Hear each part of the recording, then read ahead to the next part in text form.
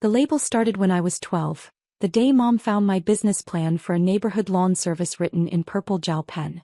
"Dreams are cute, sweetie, but you need to be realistic about your abilities," she'd said, tucking the carefully drawn charts into the recycling bin. "Maybe focus on being a good helper instead." 23 years later, that helper mentality had crystallized into the family's favorite way to introduce me. At every gathering, every social event, every chance encounter with their friends, I was their secretary, their assistant, their entry-level forever daughter who'd never quite figured out how to aim higher. The pattern had been reinforced countless times over the years. When I graduated college with a computer science degree, Dad explained to relatives that I'd found something practical in office support. When I moved to Silicon Valley, Mom told the neighbors I was doing filing work for tech companies. When I bought my first house at 25, they assumed I'd gotten help with the down payment because secretaries don't make that kind of money. Each assumption built on the last, creating a narrative so embedded in family lore that questioning it seemed impossible. I was the practical one, the supporter, the person who kept other people organized while they achieved important things. My role was to facilitate success for others, never to pursue it myself. The irony wasn't lost on me that while my family saw me as perpetually entry-level, I'd been promoted to senior engineer at 3 different startups by age 27. While they worried about my limited career prospects, venture capitalists were returning my calls within hours. While they encouraged me to be realistic about my capabilities, I was debugging systems that processed millions of transactions daily for companies they'd heard of but could never imagine working for. But maintaining their comfortable assumptions had become a full-time job in itself. Every phone call required careful editing to remove references to board meetings, acquisition talks, and patent filings. Every family visit meant dressing down, driving my older car, and speaking vaguely about computer work when asked about my job. The cognitive dissonance was exhausting, but the alternative felt even more complicated. Tonight was Dad's company holiday party, held at the Meridian Country Club where he'd been a member for 15 years. The same country club where I'd eaten countless family dinners, watched him network with other executives, and listened to him explain why certain people belonged in certain positions. According to Dad's worldview, some people were born to lead, others were born to follow, and I had clearly inherited Mom's supportive personality rather than his executive instincts. "Sarah, remember to let me do the talking tonight," Dad had instructed during the drive over. "These are important business relationships and first impressions matter. Just smile and be pleasant, but don't try to contribute to conversations about things you don't understand." I'd nodded from the back seat, the same spot I'd occupied during childhood car rides when Dad explained the hierarchy of the adult world. Mom rode in front, of course, as his equal partner in marriage and social status.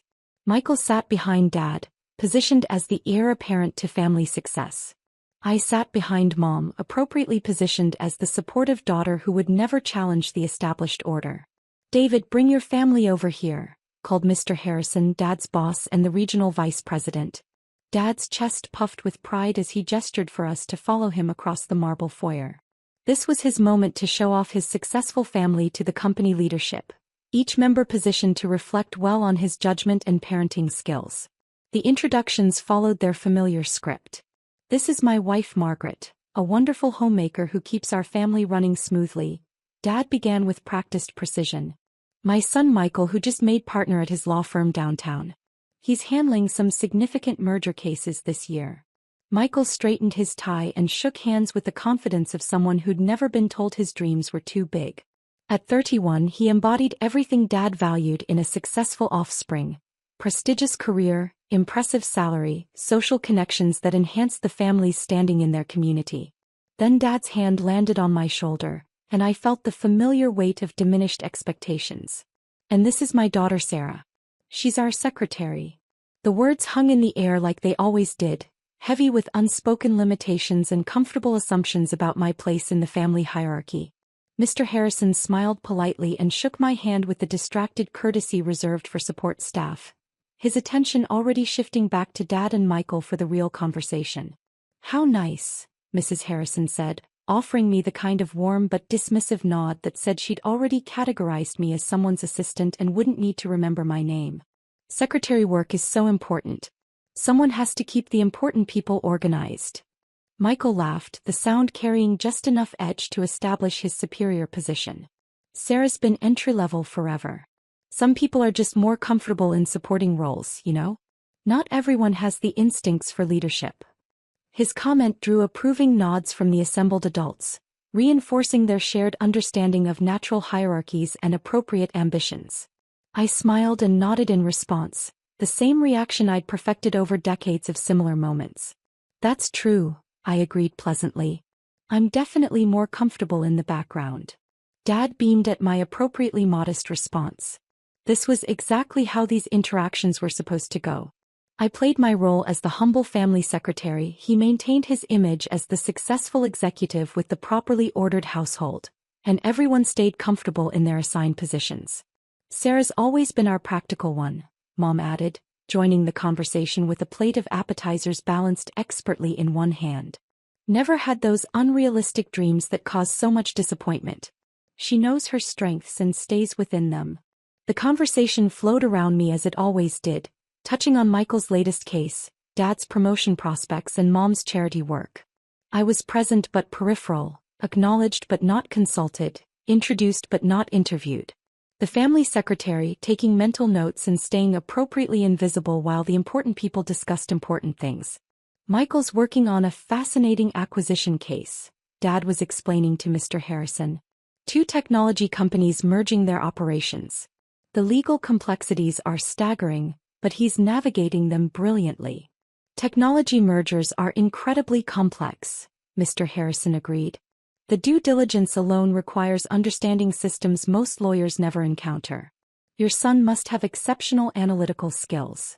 I listened to their discussion of intellectual property transfers, regulatory compliance requirements, and valuation methodologies with the detached interest appropriate for someone whose job involved filing rather than strategic thinking.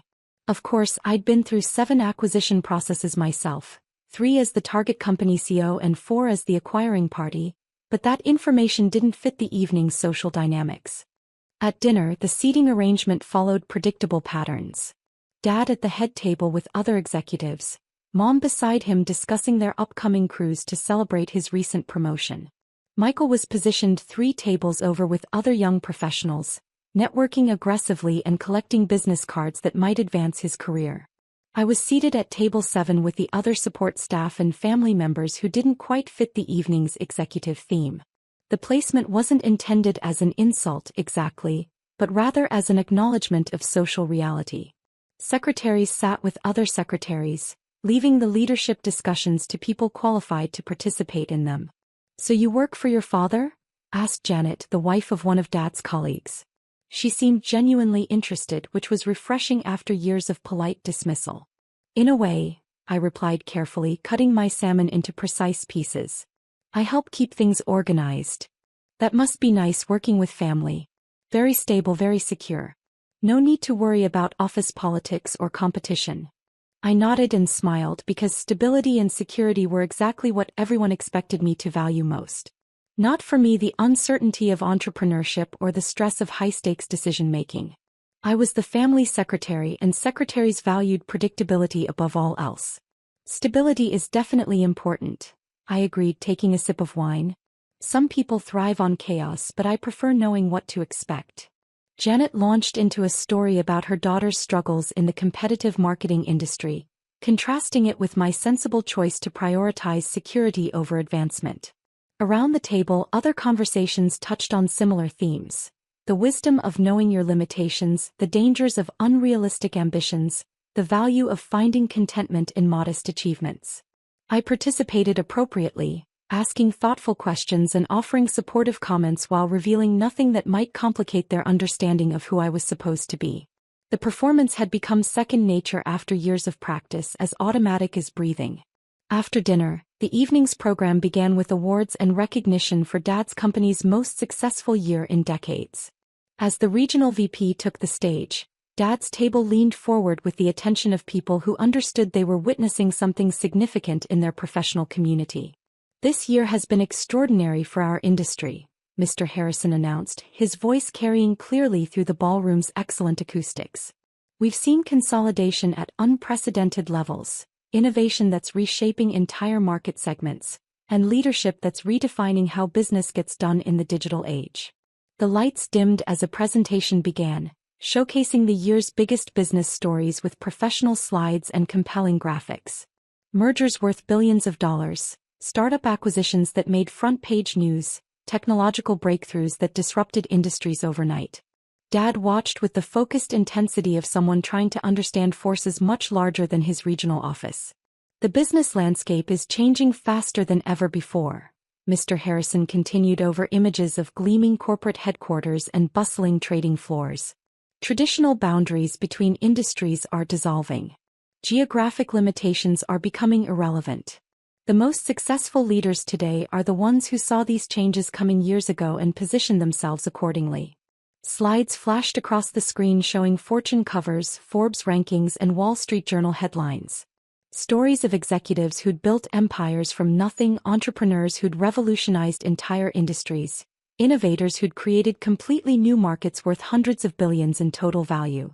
Some of these leaders started in the most unexpected places, Mr. Harrison noted, advancing to a slide showing a garage-based startup that had become a global technology powerhouse.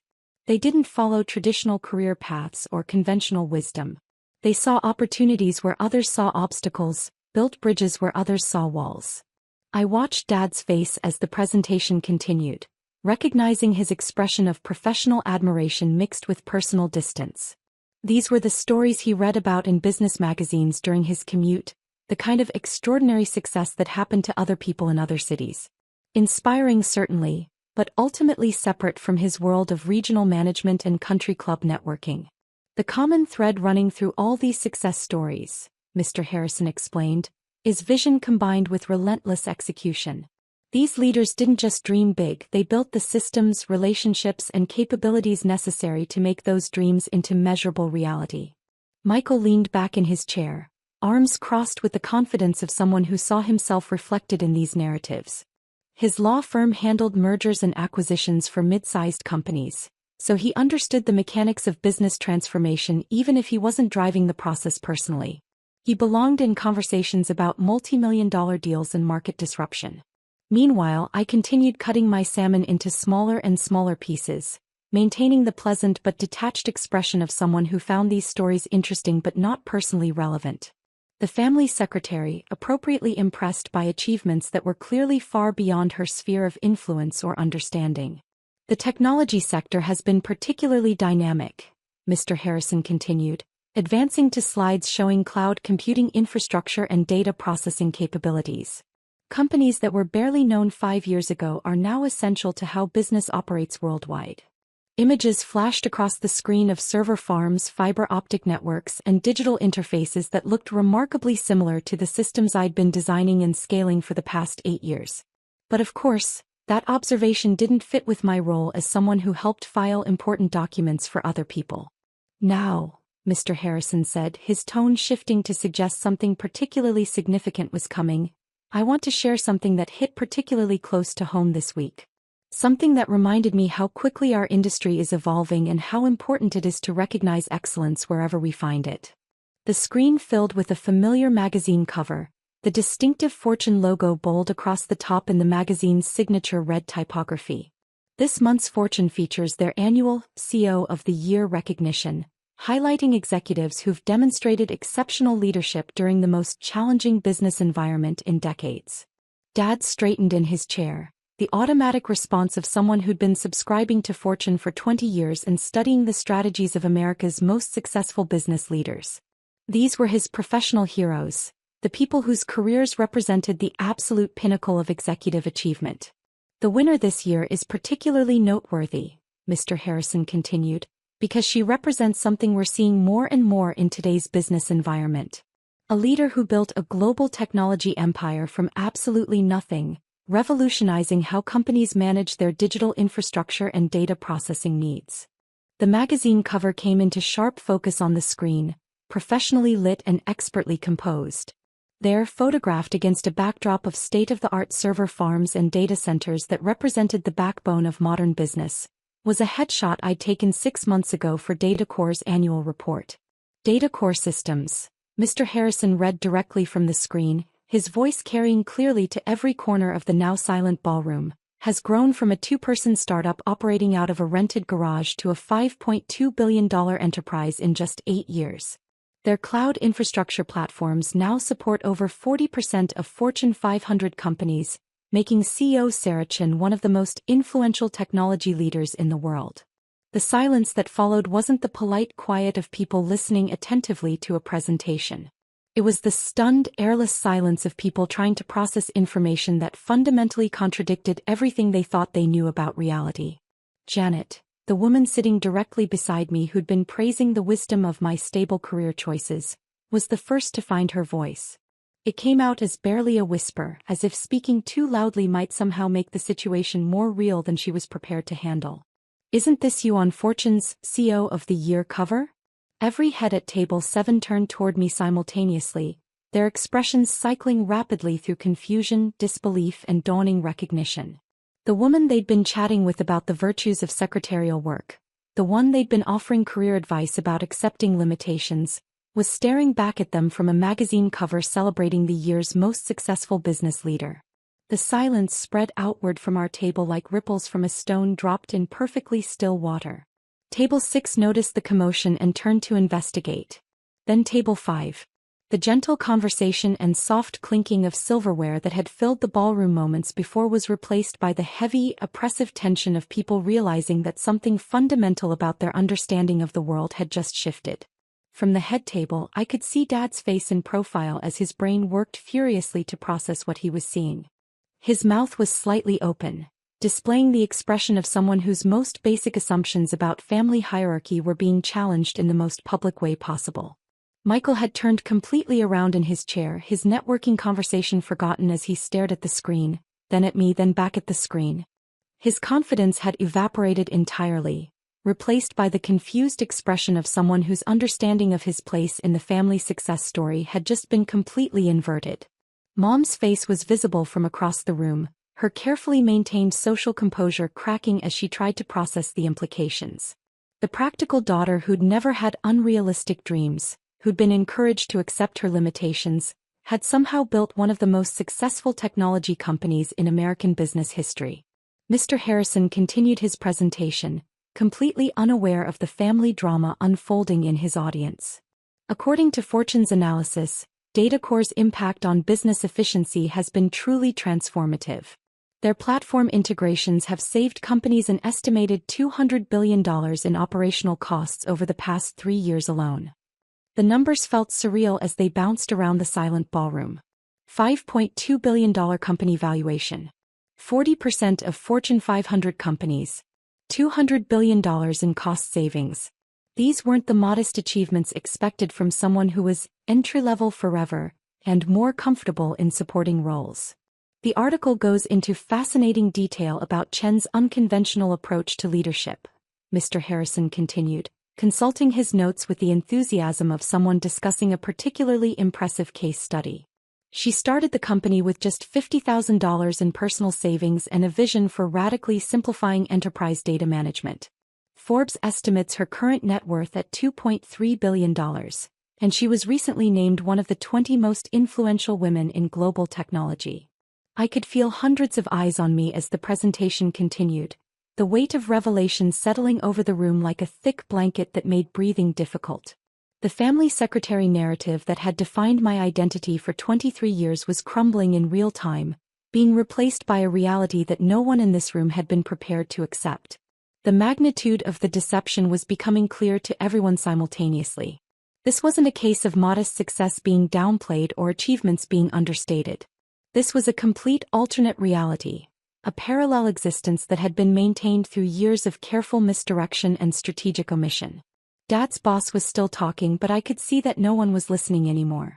The entire ballroom was focused on reconciling the woman sitting quietly at table 7 with the transformational business leader being celebrated on screen. The cognitive dissonance was visible on every face, the mental strain of trying to update fundamental assumptions about how the world worked. The most remarkable thing about Chen's story, Mr. Harrison noted, is her philosophy of leadership through what she calls strategic invisibility. According to her Fortune interview, she believes that true power comes from building systems and capabilities rather than seeking personal recognition. She's built a global empire while maintaining almost complete anonymity in her personal life. Strategic invisibility. The phrase hit the room like a physical force, explaining everything and nothing simultaneously. I hadn't been hiding my success out of shame or insecurity about my achievements. I'd been protecting it, maintaining careful separation between my professional reality and my family's comfortable assumptions about my limitations. Chen argues that the most effective leaders are often the ones who operate below the radar, Mr. Harrison continued, building transformational businesses while avoiding the distractions that come with personal celebrity. Her approach has clearly been successful, as Datacorp has achieved more in 8 years than most companies accomplish in decades. The presentation concluded with Mr. Harrison's final thoughts about industry transformation and the evolving nature of leadership in the digital age. But his words were lost in the stunned silence that had overtaken the ballroom. He closed his notes and left the stage, completely unaware that he'd just detonated a bomb in the middle of his company's holiday celebration. For several long moments no one moved. The silence stretched until it became unbearable, broken finally by the sharp sound of my cousin Jennifer's salad plate hitting the marble floor. She'd been reaching for her water glass and missed entirely, her hand shaking as she stared at me with an expression of complete bewilderment. That single sound seemed to break the spell that had frozen the room. Conversations erupted at every table, urgent whispers and heated discussions as people tried to understand what they'd just witnessed. The volume rose quickly as questions multiplied faster than answers could be formulated or processed. Dad was walking toward my table, his face cycling through emotions I'd never seen before in 35 years of knowing him. Behind him, Mom was gathering her purse with the mechanical movements of someone in shock, her social autopilot engaged while her conscious mind struggled to process the new reality. Michael remained frozen in his chair, staring at the now blank presentation screen as if waiting for it to make sense of a situation that had no precedent in his understanding of family dynamics or professional hierarchy. Sarah. Dad's voice was carefully controlled. The tone he used in difficult business negotiations when maintaining composure was essential to achieving acceptable outcomes. We need to talk. Right now. I nodded and stood, maintaining the calm demeanor that had served me well through 8 years of building Datacorp from nothing and 23 years of managing family expectations with surgical precision. The time for strategic invisibility had apparently ended, but the principles that had made me successful remained unchanged. As we walked toward a quiet corner of the ballroom, I could hear fragments of conversation from the tables we passed. That's really her? How is that even possible? Did you know? She never said anything. $5 billion? Fortune magazine? CEO of the year? The questions would multiply exponentially over the coming hours and days. How long had I been running a billion-dollar company? Why had I let them believe I was just a secretary? What else didn't they know about my life? How had I managed to maintain such an elaborate deception for so many years? The answers would require careful consideration and honest conversations that were decades overdue. But for now, as Dad struggled to find words for a situation that had no precedent in our family's carefully ordered history, I felt something I hadn't experienced in years. The crushing weight of constantly diminished expectations was lifting, being replaced by the terrifying but exhilarating possibility of being seen for who I actually was rather than who everyone had decided I should be. The family secretary was about to have a very different kind of conversation with her father, the regional vice president who'd just learned that his daughter was worth more than his entire company's annual revenue. Strategic invisibility had served its purpose perfectly, but the time had come for strategic revelation. The business world had already recognized Sarah Chen as one of their most successful leaders. Now her family would have to decide whether they were ready to meet her too.